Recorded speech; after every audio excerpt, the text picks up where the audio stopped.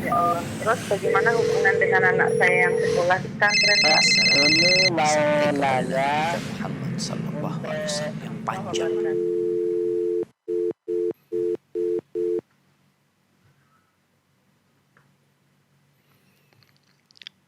Bismillahirrahmanirrahim. Assalamualaikum warahmatullahi wabarakatuh. Alhamdulillah. Alhamdulillahilladzi arsala rasulahu bil huda wa dinil haq liyudhhirahu 'alad dini kullihi wa kafa billahi syahida. Asyhadu an la ilaha illallah wahdahu la syarikalah wa asyhadu anna sayyidana Muhammadan abduhu wa rasuluhu amma ba'd. Alhamdulillah pemirsa Fatwa TV dan juga pendengar radio dimanapun Anda berada. Kita bersyukur kepada Allah Subhanahu wa taala di mana pada sore hari ini kita dapat kembali berjumpa dalam program live interaktif Fikih Ibadah spesial Ramadan bersama guru kita Ustaz Anas Burhanuddin hafizahullah taala. Dan alhamdulillah pemirsa pada kesempatan kali ini Ustaz telah hadir menemani kebersamaan kita di studio Fatwa TV Jember. Kita akan sapa beliau terlebih dahulu pemirsa. Assalamualaikum warahmatullahi wabarakatuh Ustaz. Waalaikumsalam warahmatullahi wabarakatuh. Masya Allah, gimana kabarnya Ustaz? Alhamdulillah, saya sehat. Alhamdulillah. Semoga antum juga. Amin, amin. Ya, jazakumullah khairan Ustaz. Baik, Ustaz, di puasa yang kelima ini Ustaz, kita minta nasihat dari Ustaz agar kita bisa lebih istiqomah lagi untuk menjalankan ibadah selama Ramadan ini Ustaz. Jazakumullah khairan. Ya, bismillahirrahmanirrahim.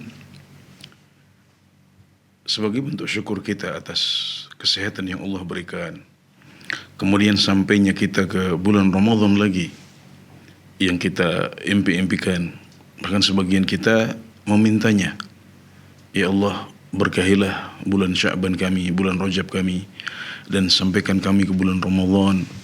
Dan alhamdulillah sekarang kita sudah sampai ke bulan ini, maka yang lebih penting adalah mengisi bulan Ramadan dengan berbagai amal soleh. Sampai ke bulan Ramadan itu nikmat yang besar. Namun yang lebih besar lagi adalah kalau kita bisa mengisi bulan Ramadan dengan sebaik mungkin. Kita tahu bahwasanya kalau seandainya kita disuruh untuk mengencangkan ibadah kita sepanjang tahun, maka kita tidak akan mampu. Dan Allah tidak ingin hal tersebut dari kita.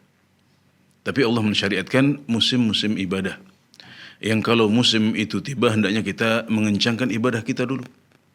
Nanti kalau musim ibadah tersebut sudah lewat, tidak masalah, kita kembali normal, kita kurangi intensitas ibadah kita. Dan itu yang dicontohkan oleh Rasulullah SAW, di mana pada bulan Ramadan beliau beribadah lebih banyak daripada ibadah beliau di bulan-bulan yang lain, dan mencapai puncaknya pada 10 terakhir bulan Ramadan. Jadi musim ibadah yang agung ini telah tiba. Maka alangkah meruginya kita kalau kita tidak berlomba-lomba bersama umat Islam yang lain. Bahkan saudara-saudara kita di tanah suci yang mereka memiliki keistimewaan tempat, mereka masih begitu bersemangat. Salat lebih panjang dari salat kita biasanya. Mereka beribadah dengan begitu bersemangat. Maka kita yang jauh dari tanah suci, kita tidak memiliki keistimewaan tempat, hendaknya lebih semangat lagi untuk mengisi bulan Ramadan ini untuk beberapa hari ke depan. Ya, jadi setelah Ramadan selesai, nanti di bulan Syawal tidak masalah, kita kembali turunkan intensitas ibadah kita. Tapi sekarang ini adalah waktunya untuk memacu diri, mengencangkan ibadah kita sampai nanti mencapai puncaknya di 10 hari terakhir bulan Ramadan. Insyaallah. Baik, terima kasih Ustaz, jazakumullah khairan atas nasihatnya. Dan Afwan, tadi tersebut kelima Ustaz, kita masih keempat puasa hari ini Ustaz ya. Ahad, Senin, Selasa, Rabu Ustaz ya. Mungkin ada sebagian yang sudah puasa dari... Ya, mungkin sebagian sudah 5 hari Ustaz ya. Baik, ala kulli hal, jazakumullah khairan Ustaz. Baik pemirsa Fatwa TV, live interaktif pada sore hari ini dapat pula Anda simak melalui Relay Radio yang tergabung dalam Asosiasi Radio dan Televisi Islam Indonesia. Di antaranya adalah Radio Hang FM Batam, kemudian Radio Amuba Pangkal Pinang, dan yang terakhir Radio Ismail AM Bekasi. Baik, pertanyaan secara langsung dapat Anda ajukan di 0331 544 6087, 0331 544 6087. Baik, pertanyaan pertama dari saudara Danang di Jakarta Selatan, Ustaz. Bismillahirrahmanirrahim warahmatullahi wabarakatuh. Ustaz Anas, izin bertanya, orang tua saya sudah tidak sanggup untuk melakukan ibadah puasa. Saya berniat membantu membayarkan fidyahnya. Apakah sumber dananya harus dari dana orang tua atau boleh saya wakilkan menggunakan dana sendiri? Jazakumullah khairan Ustaz. Ya, kewajiban fidyah itu menjadi kewajiban orang yang meninggalkan puasa karena sudah tua umurnya atau karena punya penyakit yang menahun dan dokter mengatakan tidak ada harapan sembuh untuk penyakit tersebut. Namun tidak masalah bagi keluarga orang yang mengalami hal itu untuk membantu. Kalau seandainya orang tuanya tidak mampu, maka tidak masalah bagi anak atau keluarga yang lain untuk membantu membayarkan tanggungan tersebut, dan insya Allah itu sah dan tidak masalah. Jadi silahkan dibantu dan apa yang Anda bayarkan sudah cukup untuk menjadi kafarah atau menjadi fidyah ya bagi orang tua Anda. Alhamdulillah. Baik, jazakumullah khairan Ustaz. Ustaz, ini kan banyak sekali pertanyaan tentang fidyah ini Ustaz ya. Nah, kita lihat di sana juga ada perbedaan Ustaz. Mungkin Ustaz bisa mungkin menyimpulkan Ustaz tentang fidyah ini, siapa yang boleh dan tidak boleh Ustaz gitu. Boleh untuk fidyah Ustaz. Jadi kan ada yang misalkan ibu menyusui nanti dia langsung fidyah gitu Ustaz. Mungkin bisa dirincikan sedikit Ustaz. Jadi karena banyak pertanyaannya Ustaz. yang disebutkan dalam Al-Qur'an adalah orang yang tidak mampu. Firman Allah Subhanahu wa taala, wa 'alal ladzina yutiqunahu fidyatun ta'amu miskin. Setelah berbicara tentang orang yang sakit atau dalam keadaan musafir kemudian meninggalkan puasa, maka wajib untuk mengqadha. Setelahnya Allah Subhanahu wa taala membahas tentang orang-orang yang tidak mampu untuk berpuasa. Kalau orang sakit atau musafir itu mampu, tapi hari itu dia tidak mampu. Musafir juga sama, dia mampu untuk berpuasa tapi hari itu karena safar dia memilih untuk tidak berpuasa. Nah, orang-orang yang tidak mampu adalah orang yang sudah tua. Disebutkan dalam hadis-hadis itu asy-syaikhul kabir. Orang yang sudah renta ya, sudah tidak mampu lagi karena usianya yang sudah banyak ya, sudah apa istilahnya, sudah pikun atau yang semacamnya. Itu yang tidak mampu. Kemudian juga orang-orang yang sakit menahun atau tidak ada harapan sembuh. Itu yang dimaksudkan oleh Al-Qur'an. Nah, kemudian tentang orang yang hamil dan menyusui, ini kalau mereka meninggalkan puasa karena mereka tidak mampu, maka para ulama sepakat mereka itu hukumnya adalah seperti orang sakit. Jadi mereka memang hamil atau menyusui, tapi mereka meninggalkan puasanya bukan karena janin atau bukan karena anak yang mereka susui, tapi karena kondisi badan mereka sendiri. Maka yang seperti ini wajib untuk mengqadha dengan kesepakatan para ulama. Nah, jadi ibu hamil dan menyusui itu tidak mutlak membayar fidyah. Kalau dia meninggalkan puasa karena kondisi kesehatannya sendiri, maka dia seperti orang sakit. Berarti dia harus mengqadha puasanya bi ijma'il ulama, dengan kesepakatan para ulama semuanya. Baru kalau dia secara fisik mampu, tapi dia meninggalkan puasa karena kekhawatiran akan janin yang dia kandung atau anak yang dia susui, maka di sini terjadi perbedaan pendapat di antara para ulama. Jadi khilafnya itu pada kondisi kedua ini, meninggalkan puasa karena khawatir akan janin atau anak yang dia susui. Nah, di sini ada beberapa pendapat ulama dan salah satunya adalah cukup membayar fidyah saja. Ya, Masya Allah. Baik, Masya Allah. Jazakumullah khairan Ustaz. Barakallahu fikum. Demikian sedikit rangkuman tentang fidyah dari pertanyaan-pertanyaan sudah masuk agar tidak terulang mungkin ya di kedepannya. Jazakumullah khairan. Barakallahu fikum. Baik, selanjutnya pemirsa, kita telah tersambung dengan Ummu Yodi dari Pekanbaru. Kita sapa. Assalamualaikum Fatwa TV. Waalaikumsalam warahmatullahi wabarakatuh. Baik, silakan Ibu. Iya, assalamualaikum Ustaz. Waalaikumsalam warahmatullahi wabarakatuh. Ya, izin melanjutkan pertanyaan dari member WhatsApp Dirosah. Yang pertama itu Ustaz, saya sakit sudah lebih dari 7 tahun. Alhamdulillah ala kulli hal belum bisa bangun sendiri dari tempat tidur. Suami saya bekerja, 2 orang anak, yang satu bekerja dan yang satu lagi kuliah. Selama 7 tahun sudah berganti-ganti orang yang memandikan dan memakaikan pampers buat saya. Bergantinya orang bukan karena ketidakcocokan, tapi karena mereka ada yang mengikuti suami keluar kota dan hamil dan lain-lain. Setelah kemudian dicari lagi, mereka itu semua muslimah. Setelah dicari lagi ternyata susah mendapatkan muslimah, Ustaz. Suami Anda mendapatkan pengganti non-muslim. pertanyaan saya, bolehkah saya dimandikan dan dipakaikan pampers oleh wanita non-muslim? Sedangkan pasti akan melihat aurat saya. Nah, itu yang pertama, Ustaz. Yang kedua, pertanyaannya, bolehkah membaca Al-Quran pakai huruf Latin? Karena ada hamba Allah yang belum hafal huruf Arab sama sekali. Sudah, Ustaz. Baik, Masya Allah. Terima kasih Muyodi atas pertanyaannya. Ya. Assalamualaikum. Waalaikumsalam warahmatullahi wabarakatuh. Barakallahu fikum. Baik, silakan 2 pertanyaan Ustaz. Ya, yang pertama tentang digantikan popoknya oleh perawat atau pembantu non-muslim. Karena sebelumnya sudah pernah beberapa kali memakai jasa muslimah, tapi untuk saat ini kondisinya tidak bisa menemukan asisten atau perawat yang muslimah.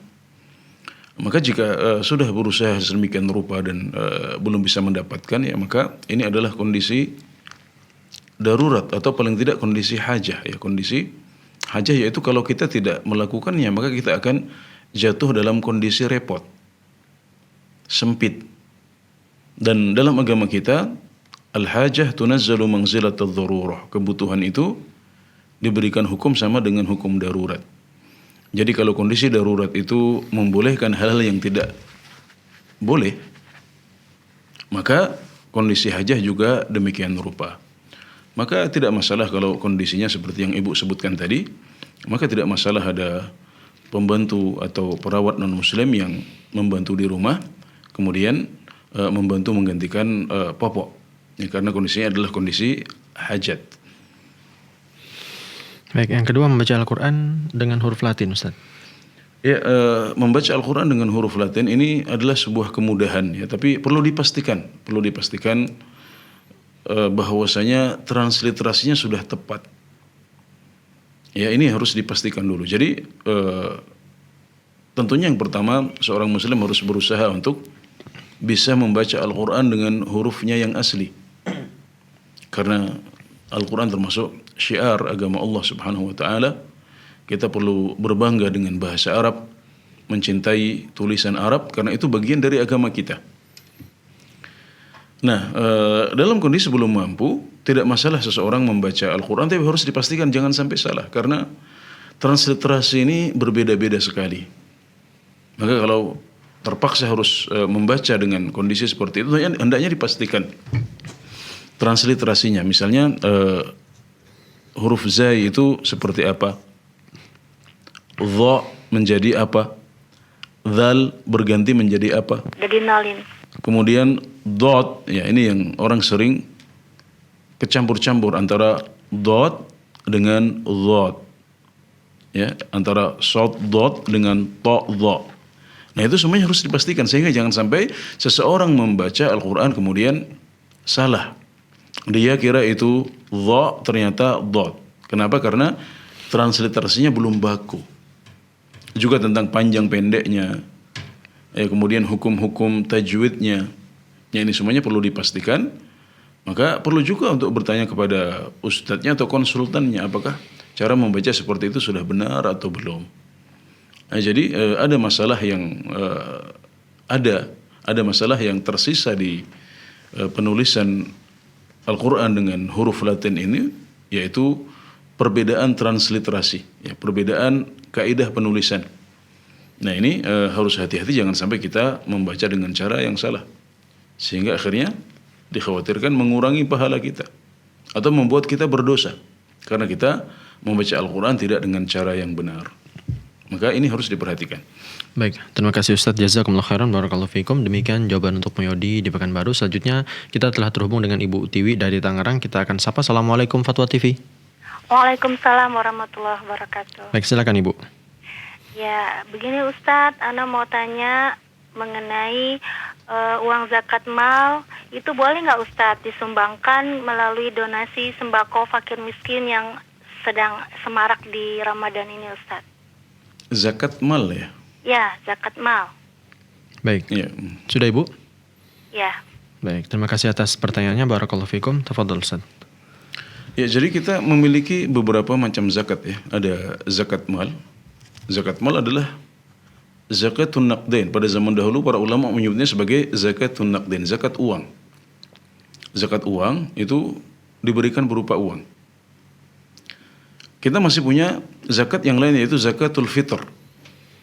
Yang di negeri kita lebih masyhur sebagai zakat fitrah.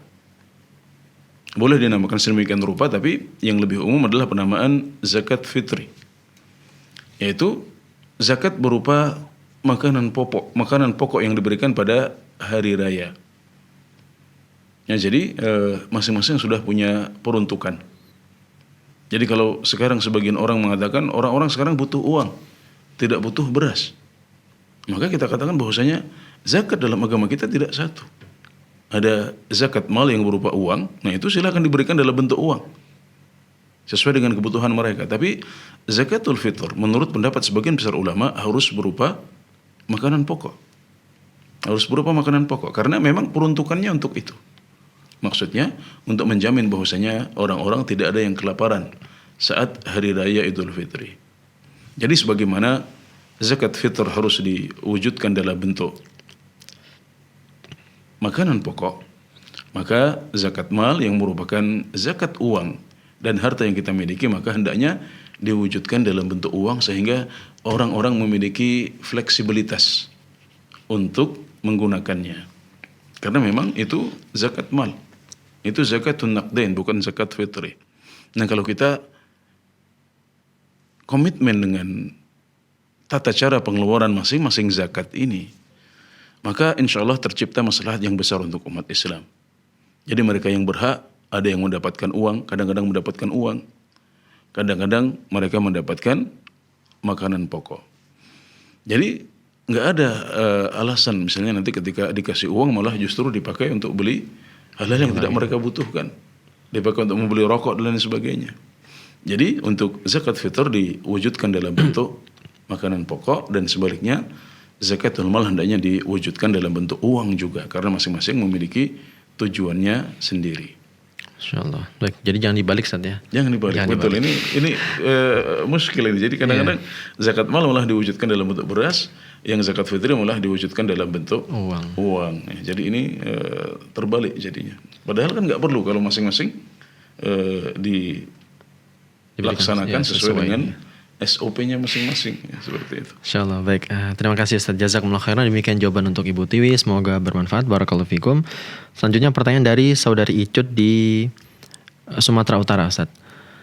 Bismillah Ustaz, izin bertanya. Sebelumnya kita selesai berhubungan intim dengan suami pada waktu subuh dan melanjutkan tidur setelah itu dan tidak langsung mandi junub.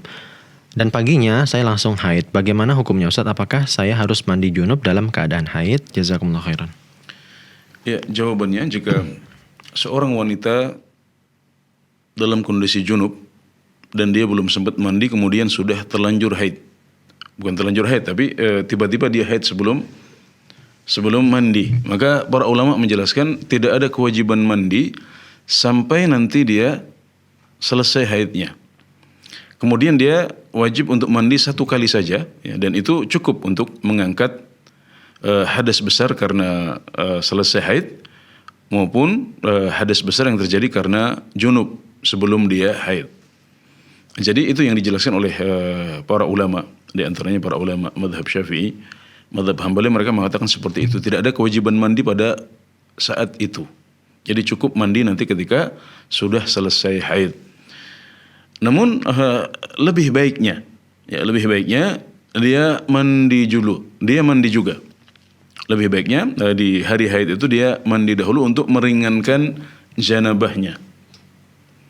Ya, jadi tidak ada kewajiban untuk mandi pada hari pertama haid, tapi sebaiknya dia mandi. Jadi ini anjuran.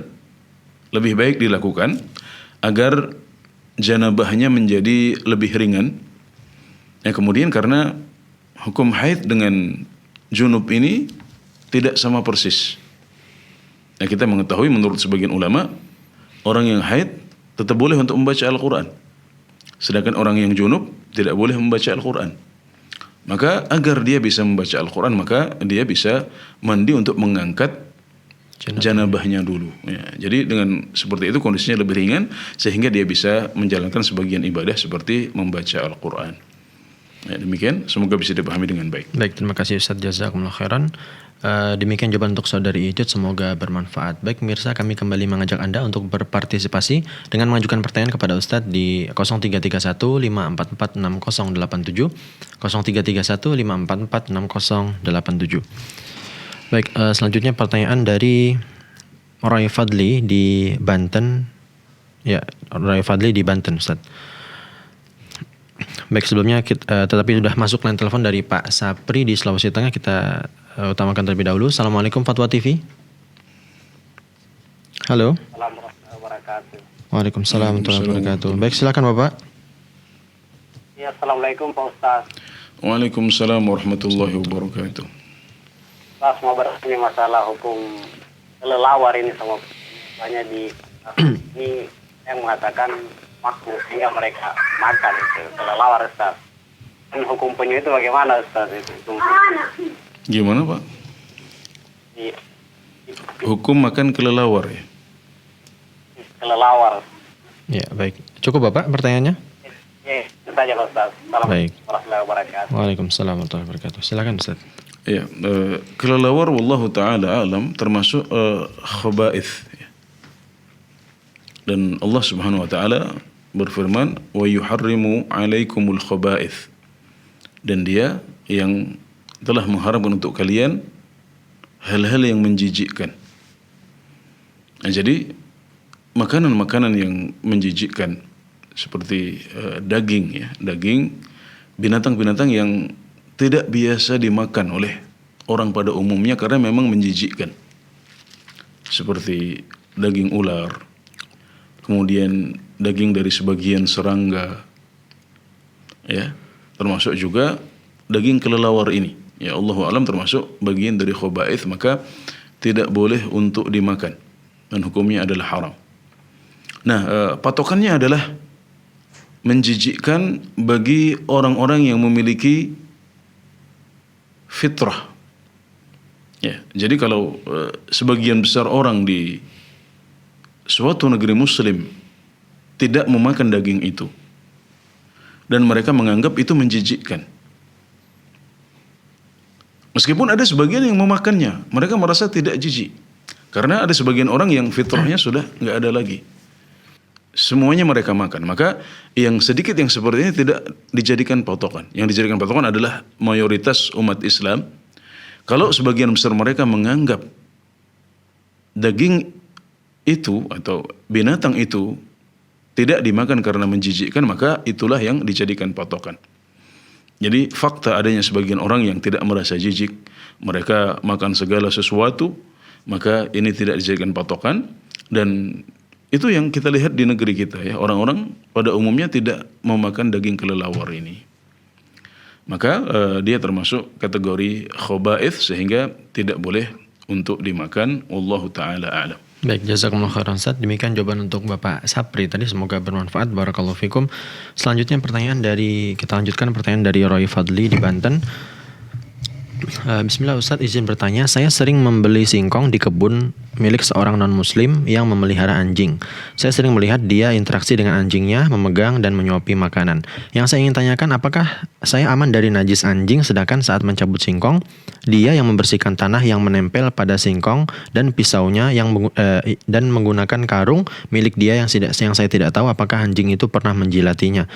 Mohon penjelasannya Ustaz, jazakumullah khairan. Selagi kita tidak tahu secara yakin bahwasanya ada air liur anjing yang mengenai barang yang akan kita beli, maka kita boleh untuk membeli barang itu. Kapan kita tidak boleh membeli barang tersebut? Ya kalau memang barang tersebut terkena air liur anjing dan tidak bisa dibersihkan, itu baru kita nggak boleh. Jadi kalau seandainya ada keraguan-raguan ya, ada keraguan-raguan bahwasanya ada unsur air liur anjing yang ada di sana, maka kita bisa bersihkan. Kita bisa bersihkan. Dan selagi kita tidak mengetahui secara yakin, hanya perkiraan-perkiraan, mungkin ini, mungkin itu, maka itu adalah keraguan-raguan yang tidak memiliki dampak hukum. Jadi kita tidak perlu pedulikan keraguan-raguan itu. Jadi sudah, selagi kita tidak tahu kalau ada air liur anjing di barang tersebut yang akan kita beli, maka tidak masalah kita membeli singkong tersebut, dan itu cukup. Seperti itu cukup, kita tidak perlu untuk bertanya lebih lanjut. Pokoknya selagi kita tidak tahu bahwasanya ada air liur anjing yang menempel di singkong yang akan kita beli, maka kita boleh membeli singkong itu dan tidak perlu untuk mencucinya. Kalau ada keraguan kita bisa mencucinya. Walhamdulillah. Baik, terima kasih Ustadz, jazakumullah khairan. Demikian jawaban untuk saudara Roy dari Banten. Semoga bermanfaat. Barakallahu fikum. Karena iya, Ustadz. misalnya tertempel air liur anjing itu juga tidak membuat singkongnya menjadi haram untuk dimakan atau untuk dibeli misalnya. Karena itu masih bisa dibersihkan dengan tata cara tertentu, kita bisa membersihkannya, dan akhirnya singkong tersebut akan menjadi bisa untuk dimakan karena sudah dibersihkan dari najis yang ada. Ya, dan biasanya singkong dalam kondisi ada kulitnya saatnya dijual biasanya, rata-rata. Betul. Baik. Dan kulitnya nggak dimakan tentunya. Walaupun sebagian ada yang makan kulit singkong. Baik, jazakumullah khairan Ustaz. Baik pemirsa, selanjutnya kita telah terhubung dengan Bapak Udin dari Maluku. Kita sapa. Assalamualaikum Fatwa TV. Ya. Waalaikumsalam, Pak. Silakan. Mau tanya Pak Ustadz. Ya. Masalah zakat, Pak, ya, zakat fitrah. Pengetahuan saya itu kalau zakat fitrah itu disalurkan kepada yang berhak menerimanya, Pak, ya. Yeah. Dalam kenyataannya yang saya lihat di beberapa tempat, zakat fitrah itu setelah terkumpul dijual. Kemudian diarahkan dananya ke pembangunan masjid. Apakah bisa itu, Pak? Terima kasih, Pak. Baik, terima kasih atas pertanyaannya Bapak Udin. Barakallahu fikum. Silakan Ustaz. Iya, jadi tujuan utama dari zakat fitrah atau zakat fitri adalah untuk memastikan bahwasanya umat Islam tidak ada yang kelaparan pada hari raya Idul Fitri. Dan sebagian ulama bahkan berpendapat bahwasanya zakat fitrah itu hanya boleh diberikan untuk orang-orang miskin saja. Karena Rasulullah SAW bersabda dalam hadis tentang zakat fitrah, tu'matan lil masakin. Itu untuk memberi makan kepada orang-orang miskin. Nah, sebagian umat Islam berpikir bahwasanya zakat fitrah itu seperti zakat yang lain. Maka dia diberikan kepada 8 kelompok yang disebutkan oleh Allah Subhanahu wa taala dalam surat At-Taubah. Kemudian ada lagi sebagian umat Islam yang berpendapat bahwasanya membangun masjid itu termasuk fisabilillah yang disebutkan dalam ayat tersebut. Ya, jadi alurnya agak panjang ini. Jadi cara untuk sampai kepada pemakaian zakat untuk pembangunan masjid itu agak panjang karena yang pertama zakatnya zakat fitr, bukan zakat yang lain. Ya. Dia adalah zakat khusus untuk hari raya Idul Fitri. Nah, kemudian fisabilillah itu sendiri ada perbedaan pendapat di antara para ulama. Di mana sebagian besar ulama berpendapat yang dimaksud dengan fisabilillah adalah jihad fisabilillah dan urusan seputarnya. Bukan pembangunan masjid dan yang lain. Ya, meskipun ada perbedaan pendapat yang cukup pelik di antara para ulama dalam permasalahan ini, ya. Maka yang lebih hati-hatinya adalah hendaknya zakat fitr atau zakat fitrah disalurkan untuk tujuan utamanya dahulu. Diberikan kepada orang-orang miskin, dan di negeri kita masih banyak. Negeri kita masih banyak. Masih banyak orang-orang yang miskin yang butuh untuk mendapatkan bantuan berupa makanan pokok. Nah, adapun untuk pembangunan masjid yang lain, maka alhamdulillah kita juga masih punya sumber daya insani, sumber daya alam dan potensi luar biasa umat untuk membangun masjid. Dan membangun masjid itu termasuk proyek dakwah yang paling mudah. Ini kata orang-orang yang terlibat dalam penggalangan donasi, dalam kegiatan sosial, paling mudah untuk mengumpulkan dana masyarakat untuk membangun masjid. Karena keutamaannya jelas, pahalanya terus mengalir selagi masjid tersebut dimanfaatkan. Maka insya Allah itu bisa dihindari Maksudnya ada banyak sumber dana alternatif untuk pembangunan masjid, maka hendaknya zakat fitrah diperuntukkan untuk tujuan utamanya dahulu, yaitu menyelamatkan umat Islam dari kelaparan dan kekurangan pada hari raya Idul Fitri. Baik, terima kasih Ustadz, jazakumullah khairan. Demikian jawaban untuk Bapak Udin tadi, semoga bermanfaat. Barakallahu fikum. Selanjutnya pemirsa, kita telah tersambung dengan Bapak Ali dari Jakarta. Kita sapa. Assalamualaikum Fatwa TV. Waalaikumsalam warahmatullahi wabarakatuh. Baik, silakan Bapak Ali. Saya mau tanya Ustaz, sekarang ini kita mengenal istilah terjemahan dan istilah tafsir atau interpretasi. Terjemahan disamakan dengan translate, sedangkan tafsir mungkin kita samakan dengan analisa dan interpretation. Nah, sekarang masalahnya dalam Al-Quran, Ustaz, itu ada bahasa Indonesia yang di sebelah kanannya. Itu terjemahan atau tafsir yang kita kenal sebagai analisa dan interpretasi. Karena di Indonesia atau di dunia juga ada ahli tafsir, bukan ahli terjemahan, Ustaz. Mohon dijelaskan lebih jauh, Ustaz. Terima kasih. Assalamualaikum warahmatullahi wabarakatuh. Waalaikumsalam warahmatullahi wabarakatuh. Terima kasih kepada Bapak Ali atas pertanyaannya. Barakallahu fikum. Silakan Ustaz. Ya, yang ada di sebelah kanan mushaf, misalnya di mushaf terbitan Kementerian Agama misalnya, itu adalah terjemah. Itu sebagaimana yang disebutkan dalam judul mushafnya, Quran terjemah, terbitan Kemenak misalnya. Jadi memang judulnya menunjukkan isinya. Dan itu adalah terjemah Al-Quran. Adapun tafsir, maka biasanya tafsir itu lebih luas dari itu.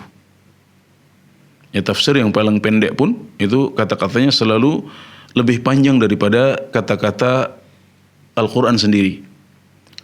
Tafsir Jalalain misalnya, yang dikenal sebagai tafsir paling pendek itu, jumlah kata-katanya lebih panjang daripada kata-kata Al-Quran.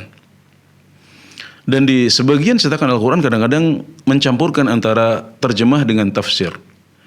Ada terjemah yang ditulis beriringan dengan ayat Al-Quran, ya, jadi saling berhadapan. Ada ayat di sebelah kanan dalam huruf Al-Quran, huruf Arab, kemudian ada terjemahannya di sebelah kiri. Nah, itu adalah terjemah. Nah, kemudian ada komentar-komentar yang diperlukan untuk memperjelas terjemahan. Itu termasuk kategori tafsir pendek. Ya, maka itu yang diletakkan di footnote biasanya, di catatan kaki. Jadi ada yang hanya terjemah saja, ada yang terjemah plus tafsir pendek di bawah, dan juga ada sebagian cetakan yang memuat tafsir Al-Quran. Dan tafsir Al-Quran biasanya karakteristiknya adalah dia lebih panjang. Kata-katanya lebih panjang. Dia menyebutkan ayat yang lain yang senada dengan ayat tersebut, menyebutkan hadis-hadis yang berhubungan, menyebutkan penjelasan para ulama tentang ayat tersebut, membahas hukum-hukum yang dikandung oleh ayat tersebut juga merupakan ayat hukum dan lain sebagainya. Nah, itu adalah tafsir. Maka bisa kita simpulkan bahwasanya apa yang ditulis di samping ayat-ayat Al-Quran atau berhadapan langsung dengan ayat Al-Quran itu adalah terjemah dan bukan tafsir. Meskipun ada sebagian terbitan yang menyebutkan tafsir biasanya diletakkan di footnote atau di bagian bawahnya. Jadi demikian, semoga bisa dipahami dengan baik. Baik, terima kasih Ustadz, jazakumullah khairan, barakallahu fikum. Demikian jawaban untuk Bapak Ali ya, semoga bermanfaat. Selanjutnya Ustadz, kita ada pertanyaan dari saudara Saifuddin di Jawa Tengah. Bismillah Ustadz, saya pernah mendengar hadis ketika makan sahur kemudian azan berkumandang, maka hidangan yang ada di tangan dihabiskan. Nah, pertanyaannya Ustadz, jika kita habis sahur kemudian kita berjima dengan istri namun belum selesai, kemudian sudah azan, apakah harus diteruskan atau berhenti Ustadz? Oke, ya baik. Orang yang berhubungan suami istri setelah sahur, di mana waktu sahur masih ada, ini tentunya belum terbit fajar, karena banyak orang di Indonesia itu sahurnya 1 jam sebelum subuh, ya, atau bahkan lebih dari itu, 2 jam sebelum subuh, 1,5 jam sebelum subuh. Ketika dia selesai sahur masih ada waktu beberapa menit atau beberapa puluh menit sampai masuknya waktu subuh. Maka dalam waktu seperti itu masih boleh bagi umat Islam untuk melakukan jima atau senggama, hubungan suami istri. Boleh, tidak masalah, dan Itu sesuai dengan firman Allah Subhanahu wa taala. Uhilla lakum lailatas siyami rafathu ila nisaikum. Dihalalkan bagi kalian pada malam-malam puasa untuk berhubungan dengan istri-istri kalian. Dan batasannya adalah dari sejak berbuka puasa sampai masuknya waktu subuh. Nah, kalau ada orang yang masih berhubungan sampai tibanya masuk waktu subuh, yang bisa ditandai dengan suara azan yang berkumandang, maka wajib bagi orang yang sedang berhubungan untuk segera memutuskan senggamanya saat itu juga. Nggak boleh dia lanjutkan. Jadi dia harus putus saat itu juga. Kalau dia masih lanjutkan, maka berarti puasanya tidak sah. Bahkan ada kewajiban untuk membayar kafarah kalau dia lanjut. Nah, maka dia harus putuskan saat itu juga. Nah, bagaimana dengan hadis yang diriwayatkan dari Rasulullah SAW bahwasanya beliau bersabda, kalau seorang di antara kalian mendengarkan azan, sedangkan di tangannya ada bejana minum, maka janganlah dia meletakkan bejana itu sampai dia memenuhi hajatnya dulu untuk minum. Nah, ini adalah hadis yang sahih. Tapi para ulama menyebutkan bahwasanya yang dimaksud dengan azan di sini adalah azan sebelum masuk waktu subuh. Nah, kita mengetahui bahwasanya dalam waktu subuh Nabi Muhammad SAW mensyariatkan ada dua azan. Azan yang pertama dan azan yang kedua. Beliau mengatakan, "Inna Bilalan yu'adzinu bilailin, fakulu washrabu hatta yu'adzina ibnu ummi maktum." Sungguh Bilal itu azan di malam hari, maka kalian masih boleh makan dan minum sampai nanti ibnu ummi maktum azan yang kedua, maka jangan kalian makan, jangan kalian minum. Nah, jadi saat azan pertama kita masih boleh makan minum. Saat azan kedua kita tidak boleh makan dan minum. Nah, hadis yang tadi, kalau seorang di antara kalian mendengar azan dan di tangannya ada bejana atau gelas untuk minum, maka janganlah dia meletakkan gelas itu sampai dia memenuhi hajatnya dahulu untuk minum. Nah, kata Al-Imam An-Nawawi rahimahullahu ta'ala, hadis ini dibawa kepada makna azan yang pertama. Kenapa? Agar tidak tabrakan dengan hadis tentang Bilal dan Ibnu Ummi Maktum tadi itu. Dan beliau mengatakan ini adalah kesepakatan para ulama semuanya. Enggak ada perbedaan pendapat dalam masalah ini, bahwasanya yang dimaksud dengan azan dalam hadis tersebut adalah azan yang pertama, bukan azan yang kedua. Jadi orang yang sedang makan atau minum pun kalau dia mendengar azan dan muadzinnya itu komitmen dengan waktu subuh yang pas, maka dia harus segera meninggalkan makan dan minumnya. Tidak boleh dia teruskan. Ini kata Imam Nawawi adalah ijma'ul ulama, kesepakatan para ulama semuanya. Jadi yang dimaksud dengan azan dalam hadis itu adalah azan yang pertama, bukan azan yang kedua, agar selaras dengan dalil-dalil yang lain yang disebutkan oleh Rasulullah SAW seputar permasalahan ini. Ya, semoga bisa dipahami dengan baik. Baik, jazakumullah khairan Ustaz atas jawabannya. Barakallahu fikum. Demikian jawaban untuk Bapak Saifuddin, semoga bermanfaat. Selanjutnya dari Maimanah di Jawa Timur.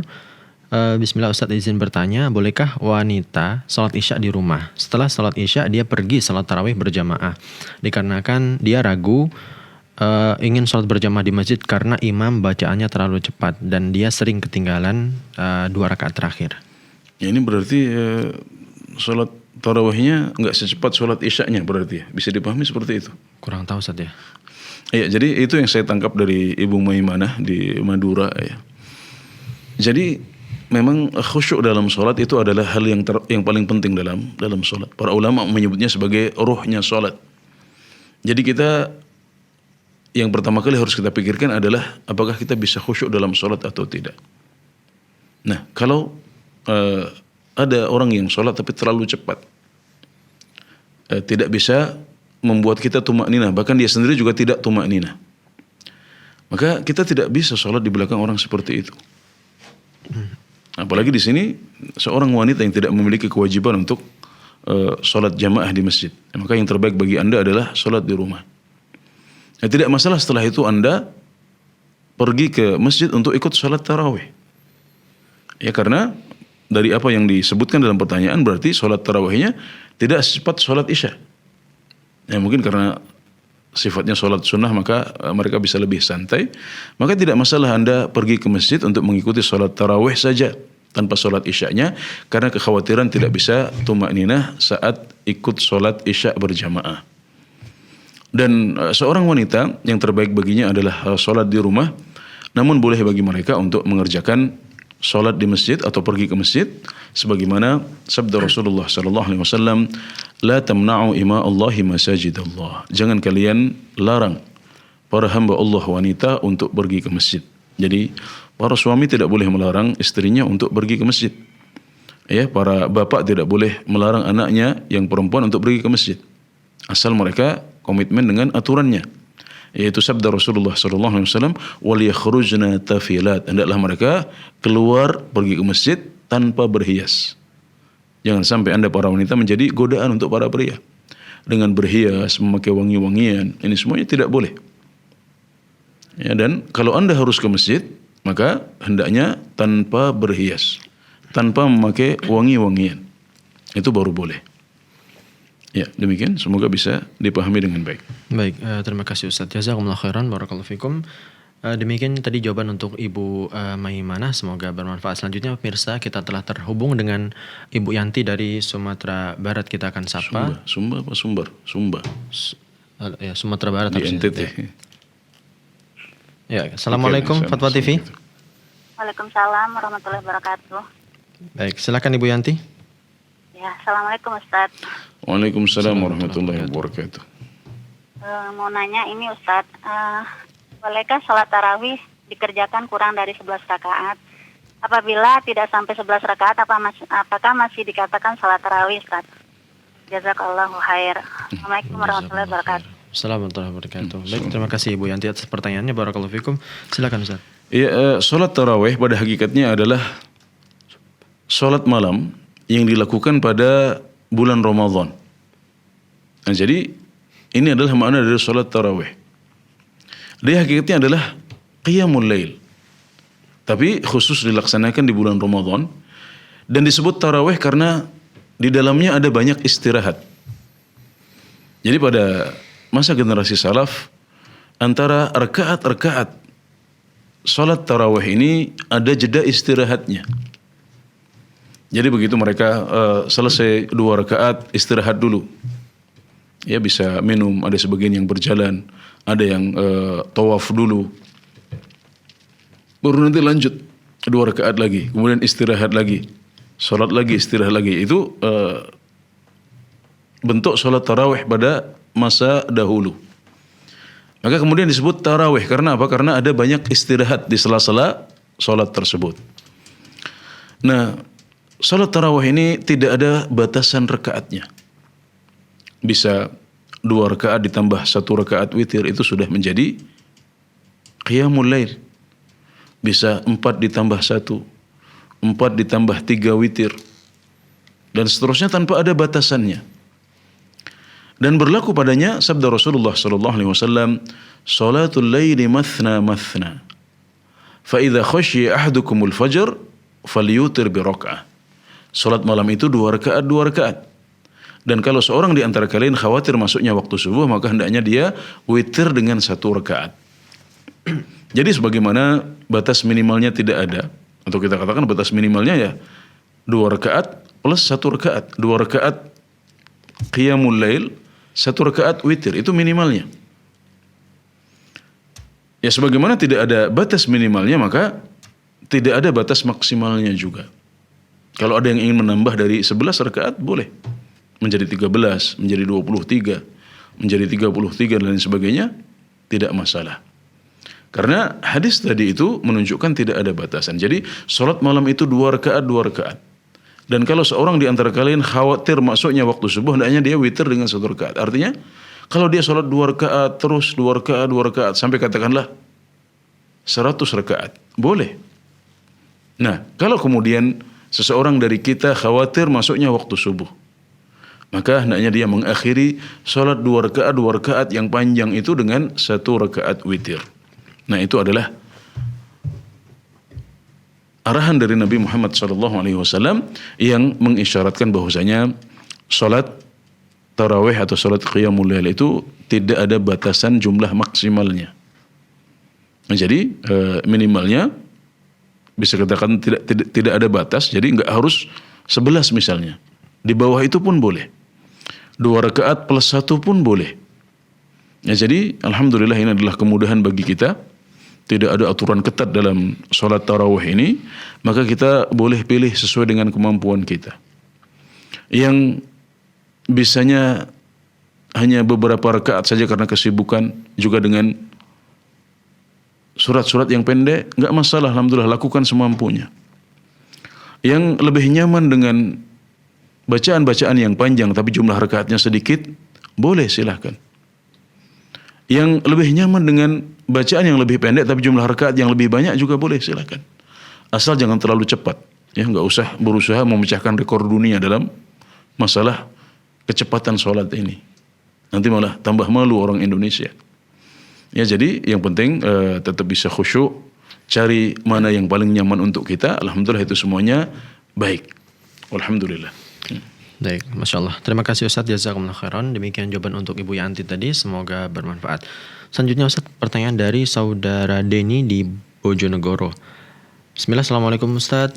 Ustaz, bagaimana batas bacaan sir saat sholat? Karena ada yang sampai terdengar jamaah di sebelahnya, ada juga yang tidak terdengar bahkan oleh dirinya sendiri. Jazakumullah khairan Ustaz. Jadi batasan sir adalah tidak terdengar, ya, tidak terdengar oleh orang lain. Juga tidak ada syarat harus mendengarkan diri kita sendiri. Jadi bacaan sholat itu hanya sir dan jahar. Sir itu yang tidak kedengaran, jahar itu yang kedengaran. Nah, untuk sir tidak ada syarat harus terdengar oleh diri kita sendiri. Memang ada di sebagian kitab fikih yang mensyaratkan sir itu paling tidak harus kedengaran oleh diri kita sendiri. Jadi bagi mereka, menurut pendapat sebagian ulama, ya, sir itu tidak didengar oleh orang lain, tapi kedengaran oleh diri kita sendiri dan harus kedengaran oleh diri kita. Jadi ada sedikit suara yang terdengar, lirih, hanya kedengaran oleh diri kita saja. Namun pendapat seperti ini nampaknya tidak kuat dan bertentangan dengan apa yang dikatakan oleh sahabat Abdullah bin Mas'ud radhiyallahu anhu. Beliau mengatakan, "Idza asma'a nafsahu falam yukhafit." Kalau seseorang itu masih membuat dirinya sendiri mendengar suaranya, berarti dia belum sir. Dia belum melirihkan bacaannya. Nah, perkataan ulama ini mengisyaratkan bahwasanya bacaan dalam sholat itu hanya ada 2. Mukhafatah atau sir, yaitu melirihkan, tidak dikeraskan. Yang kedua adalah jahar, yaitu dikeraskan. Nah, dikeraskan ini bertingkat-tingkat. Kalau kita sudah mendengarkan diri kita, kalau kita sendiri sudah bisa mendengar suara itu, berarti itu sudah jahar. Apalagi kalau yang mendengarkan adalah orang lain di samping kita. Apalagi kalau yang mendengarkan adalah orang di shaf kedua, ketiga, keempat, kelima. Nah, jadi jahar ini yang bertingkat-tingkat. Ada yang terdengar oleh diri kita sendiri, ada yang bisa didengar oleh orang yang di samping kita, ada yang didengar bahkan oleh orang-orang di belakang kita. Itu semuanya masuk kategori jahar atau mengeraskan. Adapun sir adalah yang tidak terdengar sama sekali. Nah, jadi kita qomat kamit tapi tanpa mengeluarkan suara yang sampai harus didengar oleh diri kita sendiri. Nah, itulah mana perkataan Abdullah bin Mas'ud, "Idza asma'a nafsahu falam yukhafit." Kalau dia membuat dirinya bisa mendengar, kalau telinganya sendiri masih mendengar bacaan dia, berarti itu bukan sir. Berarti itu bukan mukhafatah. Dan di sebagian sholat kita dituntut untuk sir. Berarti benar-benar tidak ada suara yang didengar bahkan oleh telinga kita sendiri. Nah, kita bisa bedakan itu kalau kita membaca misalnya, ya, itu Subhan Rabbiyal Azim, tapi saya sendiri tidak mendengar kata itu atau kalimat itu. Nah, itu yang dimaksud dengan sir. Kalau saya angkat sedikit dengan misalnya saya mengatakan Subhan Rabbiyal Azim. Nah, ini yang di samping saya mungkin tidak mendengar, tapi telinga saya tidak mendengar. Nah, yang seperti ini menurut Ibnu Mas'ud itu sudah masuk jahar karena telinga kita sendiri mendengarnya. Makanya beliau mengatakan, "Idza asma'a nafsahu falam yukhafit." Kalau seseorang membuat telinganya sendiri mendengar apa yang dia ucapkan, berarti dia tidak sir. Jadi ada jahar di situ meskipun jahar level 1 ya. Jahar tingkat pertama yang hanya didengarkan oleh telinga kita sendiri. Ya, jadi memang ada perbedaan pendapat di antara para ulama dalam masalah ini tentang apa batas minimal sir atau batas maksimal sir. Tapi yang sesuai dengan penjelasan Abdullah bin Mas'ud adalah bahwasanya sir itu tidak disyaratkan harus bisa didengar oleh telinga kita. Jadi yang sir adalah kalau kita qomat kamit, menggerakkan bibir kita tanpa terdengar oleh telinga kita, itu adalah sir. Yang selebihnya yang bisa didengar oleh telinga kita atau oleh orang yang di samping kita atau orang yang di belakang kita, bahkan jauh di belakang sana, maka itu semuanya termasuk kategori jahar atau mengeraskan bacaan dalam sholat. Jadi demikian, semoga bisa dipahami dengan baik. Ya, baik, terima kasih Ustadz. Jazakumullah khairan. Demikian jawaban untuk saudara Denny, semoga bermanfaat. Selanjutnya dari Suryadi di Sidoarjo, Ustadz. Bismillah, Ustadz, jika di bulan Ramadan saya melaksanakan sholat tarawih dan di malam hari pukul 2 tetap melaksanakan sholat tahajud 8 rakaat tanpa witir, apakah amalan saya ini menyelisihi Rasul SAW, Ustadz? Jazakumullah khairan. Ya, Nabi Muhammad SAW menjelaskan keutamaan orang yang sholat di belakang imam. Beliau mengatakan, man shalla ma'al imami hatta yansurif kutiba lahu qiyamul lailah. Barang siapa yang sholat bersama imam sampai imam selesai, maka dicatatkan baginya sholat sepanjang malam. Jadi meskipun kita sholat bersama imam 1 jam atau setengah jam, nah kita dicatatkan untuk qiyam sepanjang malam. Allahu Akbar, ini sebuah anugerah yang besar dari Allah Subhanahu wa ta'ala. Bagaimana cara kita bisa mendapatkan keutamaan itu? Caranya dengan sholat bersama imam dan kita tidak putus, kita tidak keluar di tengah jalan, tapi kita terus sholat bersama imam sampai imam tersebut selesai. Nah, jadi kalau imamnya sholat sampai witir, maka kita selesaikan sampai witir. Jangan misalnya kita sholat 8 kemudian yang witir kita tidak ikut. Jadi selesaikan dulu untuk bisa mendapatkan keutamaan sholat bersama imam sampai dia selesai. Nah, bagaimana kalau kita ingin sholat lagi nanti malam? Boleh, silahkan sholat malam hari. Kalau Anda misalnya bisa bangun di malam hari, Anda bisa menambah sholat lagi, tidak masalah. Bisa ditambah lagi dengan 2 rakaat, 4 rakaat, 6 rakaat, 8 rakaat, tapi tidak usah witir. Jadi witirnya cukup sekali saja yang tadi kita lakukan bersama imam, untuk bisa meraih keutamaan sholat sepanjang malam. Ya, kita tidak perlu witir lagi kalau Allah mudahkan untuk bisa bangun di malam hari, karena Nabi Muhammad SAW bersabda, la witrani fi lailah, tidak ada 2 witir dalam 1 malam. Jadi cukup 1 witir saja, itu witir yang sudah kita lakukan tadi. Kenapa tidak kita lakukan di akhir? Kenapa kita lakukan setelah sholat isya? Karena kita ingin mengejar keutamaan sholat sepanjang malam, yaitu dengan mengikuti imam sampai imamnya selesai. Jadi ini adalah cara terbaik untuk bisa menggabungkan antara 2 keutamaan. Jadi dicatat sepanjang malam qiyamul lail dapat. Nah, kemudian ingin menambah di malam hari juga boleh, silahkan. Yang penting tidak perlu menambah witir lagi. Nah, jadi alhamdulillah ini lebih baik dan mudah, alhamdulillah. Baik, Masya Allah, terima kasih Ustadz. Jazakumullah khairan atas jawabannya. Masih ada sekitar 4 menit Ustadz. Mungkin 1 pertanyaan lagi Ustadz ya. Dari Ibu Farida di Jakarta. Bismillah Ustadz, kakak saya berumur 75 tahun. Untuk sholat dia sujudnya di kursi. Selebihnya dia masih mampu untuk berdiri. Ada yang mengatakan bahwasanya kalau sholat duduk maka seluruhnya harus duduk. Manakah yang benar Ustadz? Jazakumullah khairan. Iya, Nabi Muhammad SAW bersabda tentang orang yang sakit wasir, ya, sahabat yang memiliki sakit wasir, Nabi Muhammad SAW mengatakan, "Shalli qa'iman, fa illam tastati' fa qa'idan, fa illam tastati' fa 'ala janbin." Hendaknya engkau salat dengan berdiri, kalau tidak bisa tidak bisa berdiri engkau salat dengan duduk, kalau tidak bisa duduk engkau salat dengan berbaring. Itu adalah sabda Rasulullah SAW. Yang dimaksud dengan tidak bisa berdiri di sini adalah tidak bisa berdiri sama sekali. Maka dia sholatnya duduk. Kalau tidak bisa duduk sama sekali maka dia bisa sholat berbaring. Adapun kalau orang masih bisa berdiri di sebagian kondisi seperti yang disebutkan dalam pertanyaan, dia saat berdiri kuat, tapi tidak bisa sujud. Nah maka yang dia lakukan adalah berganti dari sujud ke duduk di kursi roda. Adapun berdiri karena dia masih mampu, maka dia harus kerjakan itu secara berdiri. Sebagaimana firman Allah Subhanahu wa taala, "Fattaqullaha mastata'tum." Bertakwalah kalian kepada Allah semampu kalian. Jadi kalau Anda masih bisa berdiri, Anda berdiri. Apa yang tidak bisa itu baru diganti.